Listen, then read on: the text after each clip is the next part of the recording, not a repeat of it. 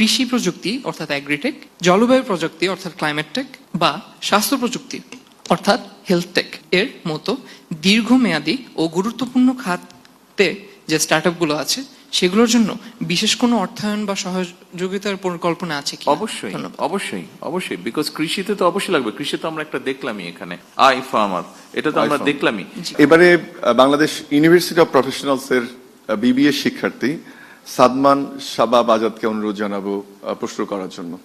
আসসালামু আলাইকুম মাননীয় প্রধানমন্ত্রী, আমার নাম সাদমান শাবাব আজাদ। বর্তমানে পড়াশোনা করছি বাংলাদেশ ইউনিভার্সিটি অফ প্রফেশনালস এর বিবিএ জেনারেল ডিপার্টমেন্টে। মাননীয় প্রধানমন্ত্রী, বাংলাদেশে এখন পর্যন্ত বেশিরভাগ স্টার্টআপই ই কমার্স, রাইড শেয়ারিং আর ফিনটেক নিয়ে কাজ করছে, যেমন চাল ডাল, পাঠাও এবং বিকাশ।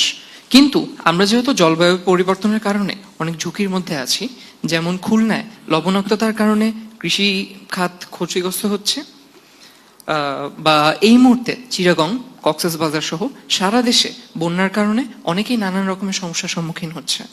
তাই আমার প্রশ্ন হলো, ভবিষ্যতে কি সরকার বা সংশ্লিষ্ট সংস্থাগুলোর পক্ষ থেকে কৃষি প্রযুক্তি অর্থাৎ অ্যাগ্রিটেক, জলবায়ু প্রযুক্তি অর্থাৎ ক্লাইমেট টেক বা স্বাস্থ্য প্রযুক্তি অর্থাৎ হেলথ টেক এর মতো দীর্ঘমেয়াদী ও গুরুত্বপূর্ণ খাতে যে স্টার্টআপগুলো আছে সেগুলোর জন্য বিশেষ কোনো অর্থায়ন বা সহযোগিতার পরিকল্পনা আছে কি? অবশ্যই অবশ্যই অবশ্যই, বিকজ কৃষিতে তো অবশ্যই লাগবে। কৃষি তো আমরা একটা দেখলামই এখানে, আই ফার্মার, এটা তো আমরা দেখলামই। কাজে ওনাদের সাথে আমরা কাজও করব। আমাদের গভর্নমেন্ট থেকে আপনি নিশ্চয়ই শুনেছেন, বাইনা অনেকের কাছে এই নামটা পরিচিত, ফার্মার্স কার্ড, আমরা যেটা একটা ইলেকশন আগে কমিট করেছিলাম, ওই ফার্মার্স কার্ডটাকে কিভাবে আরো ইউজফুল করা যায়, কিভাবে আরো ইজি করা যায়, সেটা ওনারাও বলেছেন। আমরাও চিন্তা করছি ওনাদের সাথে আমরা বসবো, কাজ করব।